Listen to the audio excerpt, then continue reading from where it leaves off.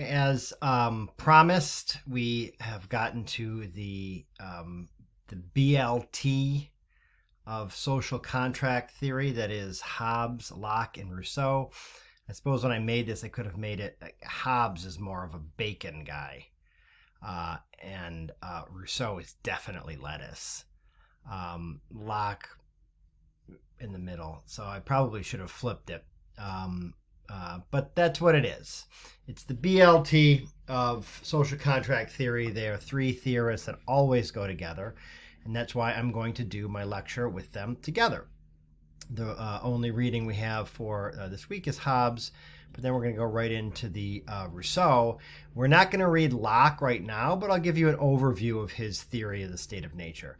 We're saving Locke for when we talk about theories of the state and the naturalness of the state. That'll come in a couple weeks.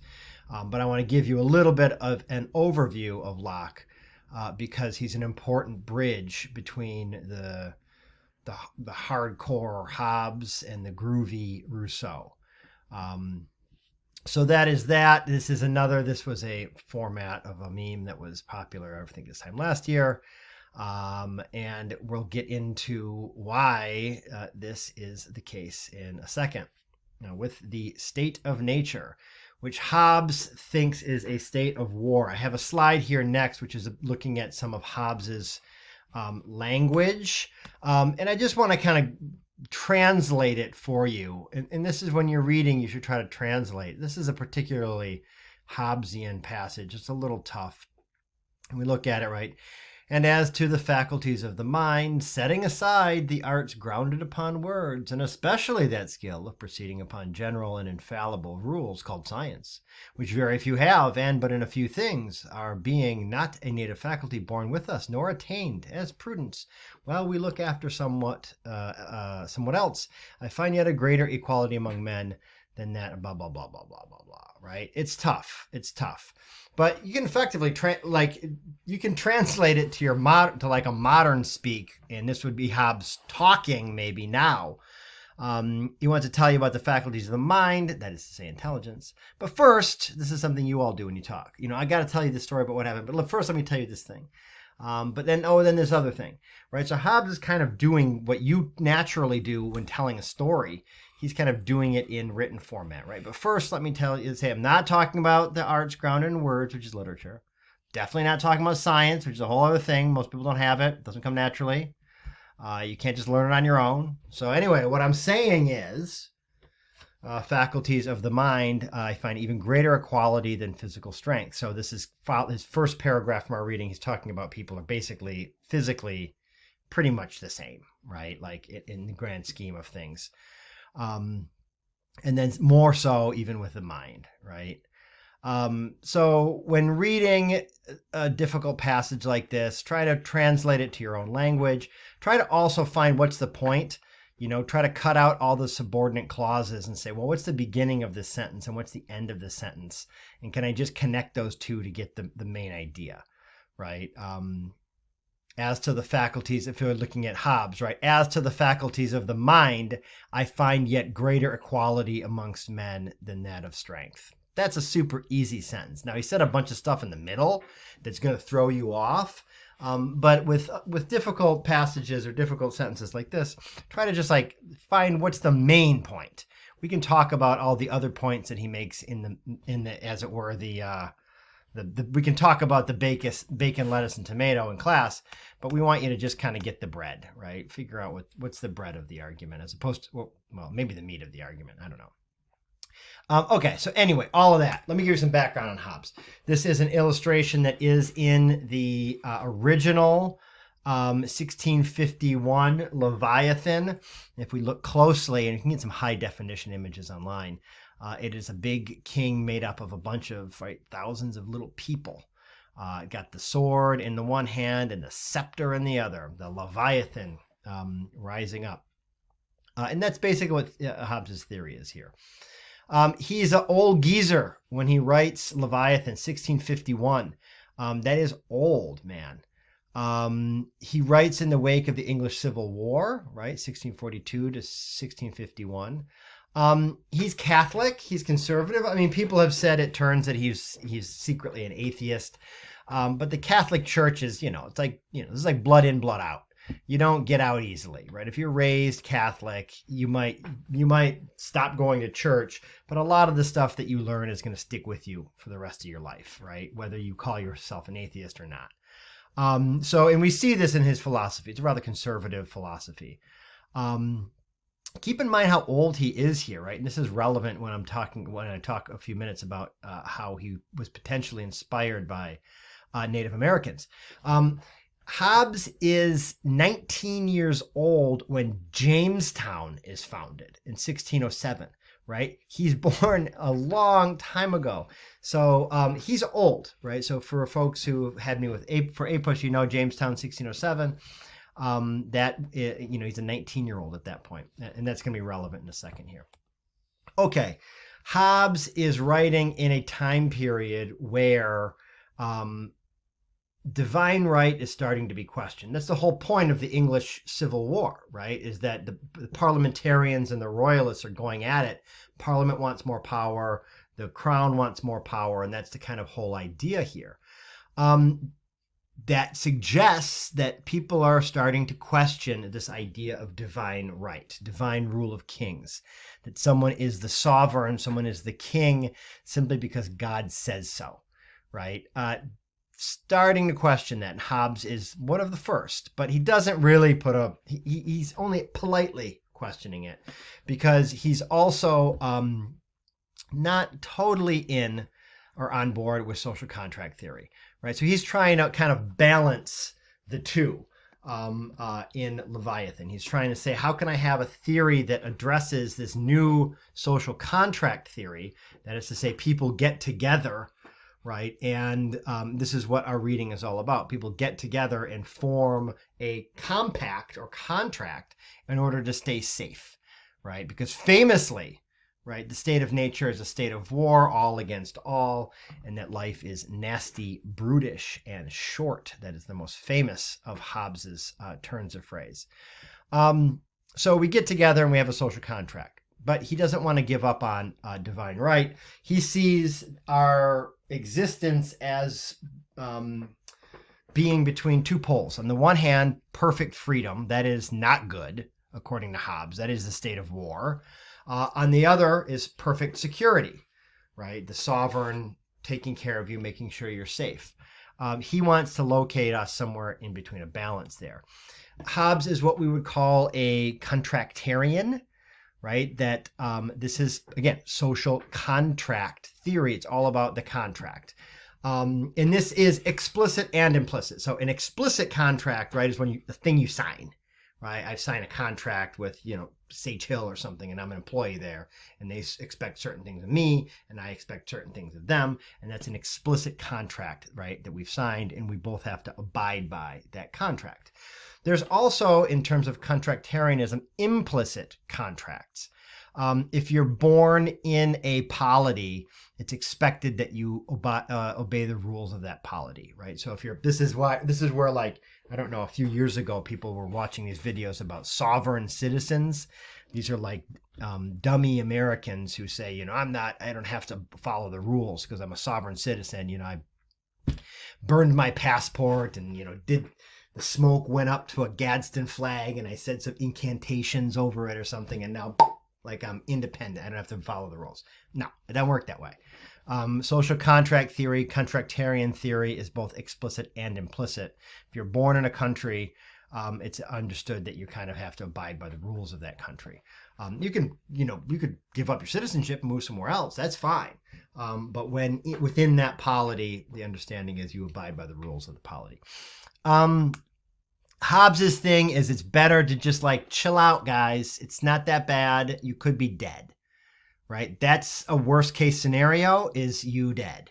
So, okay, you've got a bad ruler, but it's better than the state of nature, right? Okay, they're corrupt, but they're not killing you. Then that's fine. Life without a ruler is much, much worse. So short of them killing you, you should obey the sovereign, right? If they start to kill people en masse, then it's time to maybe have a revolution. Where's he getting his ideas from? Again, remember, he's 19 when Jamestown is founded, and like the early colonists in Jamestown, and a lot of English in the early part of the 1600s, he is reading about indigenous Americans, largely from Spanish tracts, right? And the Spanish tracts were pretty fictitious. Right, the most sensational accounts are the ones that sold the most copies. So you're going to get the most sensational accounts. And in these accounts, indigenous Americans are either cannibals who want to just kill you, or they're docile, perfectly suitable for being enslaved, right? So Hobbes is not getting a good representation of the state of nature in terms of the New World. All of these guys writing in this time period, when they talk about the state of nature as a theoretical state, it's not theoretical. They are looking to Native America and saying, what are these people doing? What were they doing? If they didn't have kings, how were they governing themselves, right? Was it just constant warfare? And different people have different takes, as we'll see. So that is Hobbes. It's a short reading, but know that basically that's what he's doing. He's going through and saying, even if you're the strongest person, the weak people can get together and have a compact, and then they nullify your strength. That's better than just bashing each other over the head and killing each other and taking everything. And again, another point that is important from the excerpt we've read, there's no such thing as justice in the state of war, right? It is by, fraud and, look at the force and fraud, right? By force and fraud. There's no justice. It's just survive, do whatever you need to do. So that is Hobbes's take on the state of nature. And that is for the reading. I'm going to go on forward here, but you can stop and just watch that part. You have everything you need to know about Hobbes. You wouldn't learn about Locke, though. John Locke, very quickly, again, just to kind of bridge us between between Hobbes and Rousseau. He also believes in a social contract. He is maybe the most famous theorist with respect to social contract, in particular in the United States, because some of his theories are very influential over folks, Jefferson in particular, but some of the other founders who believe in natural rights. State of nature is peaceful, not like what Hobbes is saying. He's saying that people are not violent. It is not as violent as Hobbes' vision of people just killing each other. It's not as romantic as Rousseau's, though. So again, this is why Hobbes, Locke, Rousseau go together. Hobbes is the hardcore. It's all about killing each other. Locke is the kind of Goldilocks, perfect, middle, that bowl of porridge that's just the right temperature. And then Rousseau is, I don't know, too hot, too French, or whatever. John Locke believes that there's more good than bad, right, in our nature. And that we have certain, these famous phrase, inalienable rights, right? That it's not just about the ruler shouldn't kill you, but the ruler should not trample your inalienable rights, your certain natural rights that you have. So it's not just about freedom and security. And that's what makes a ruler bad and worthy of overthrowing, is them taking away your natural freedoms or your inalienable rights. You see why Locke is influential over the American Revolution, right? The rhetoric. It is exactly right. Life, as people have pointed out, many, many people, life, liberty, and the pursuit of happiness is just Jefferson, taking from Locke what Locke calls life, liberty, and the pursuit of property, right? So Jefferson's Turnitin score, I don't know what the percentage is, but we're going to get a little match on Jefferson cribbing from Locke. But that's just a little Locke to bring us to the next person, which is the reading that follows Hobbes, which is Jean-Jacques Rousseau. He is also conservative, but he's a Calvinist. So he's a different kind of conservative. He goes to Paris, and he's the kind of conservative that sees the excess and the feasting and the money of the elite in Paris and says this is not good, right? Because he's a Calvinist, right? Calvinists are more kind of Spartan in their view of their faith. and what he sees in Paris is not good, right? He says this is not natural. He is a pretty prolific writer. He writes about a lot of things. He's kind of one of the forefathers of kind of child-centered education. He writes a very famous book, Emile, about education. His Confessions is kind of an autobiography. He writes a lot of different stuff. We know him for the state of nature stuff, and he thinks that the state of nature is best. So Hobbes thinks it's right, nasty, brutish, and short. Locke thinks it's good, right? But we still need to get together and have a kind of contract. Rousseau thinks it's best. He thinks that actually society is the thing that corrupts. And our reading calls it self-love. In the French, it's amour propre, right? Self-love. And what that basically means is this is something we should all be very, very familiar with, right? Self-love is the idea that you do it for the gram. That is self-love. The idea that we do not have a sense of ourselves that is not tied to the perception of others, right? Hashtag aesthetic. That we care only about getting the likes, getting the upvotes, right? And that's the thing we care about. That's not a genuine sense of self. That's a sense of self that is mediated through the perception, our perceived perception of what other people, right? How other people view us. He says that's a problem, right? That's a problem because then it becomes an arms race of trying to outdo one another, right? And again, this is where Rousseau is very relevant to the 21st century. He also uses Native Americans as his case study. He sees them as best before European contact. Alcoholism, violence, disease, intertribal fighting, all of the stuff that looks really bad when Rousseau is writing in the 1750s. He says that European contact with Europeans did that, right? Our societies did that. Our civilized societies corrupted these people that were actually best in the state of nature. So again, his is the most radical embrace of the state of nature. Hobbes's is the most kind of frigid take on the state of nature. Locke is in between. We'll end here. I wanted to stop at 20 minutes, and I will. Well, I won't stop in the next 9 seconds, but we'll stop very soon. This is just to set us up for the Marx, which will be the next thing we'll read, paired actually with Rousseau, but I'll give Marx his own lecture. Rousseau is influential over the French Revolution. He's also influential over Marx. I'll just leave us quickly with this quote from Rousseau.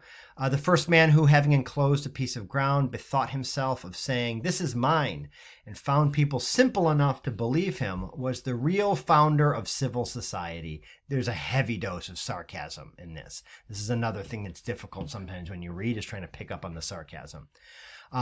Rousseau doesn't like civil society. From how many crimes, wars, and murders, from how many horrors and misfortunes might not any one have saved mankind by pulling up the stakes or filling up the ditch and crying to his fellows, "Beware of listening to this impostor. You are undone if you once forget that the fruits of the earth belong to us all, and the earth itself to nobody." Right? Pretty radical. And you can see how this idea, right, the private property thing, right, taking property from people, enclosing space, kicking people off. This is also something that Marx talks about when he talks about the history of England, and indeed the history of capitalism.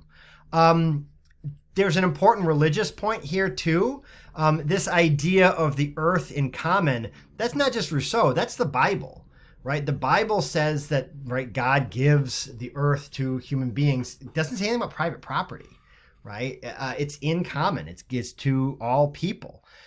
So going back to Locke, this is something that when we read Locke, Locke really has to kind of do some gymnastics to justify, because he's religious too. How do you justify private property if the Bible says nothing about private property? What Locke comes up with is this idea of the gifts of nature, there's the natural stuff, and we mix our labor with the gifts of nature, and that's what makes private property, right? So by cutting down the trees, putting up the fence, planting the corn in neat straight rows, by watering it with the garden hose. My son has a book where that's one of the lines. Rows of corn in neat straight rows, and you water them with the garden hose. So that's how you make it private property, as opposed to just what Rousseau is saying is that you can't justify it anywhere. So there's a religious component here. There's also a component of a more conservative versus a more radical view on the role of property in civil society, and indeed in the kind of the process, the historical process that we're looking at in, say, a history class.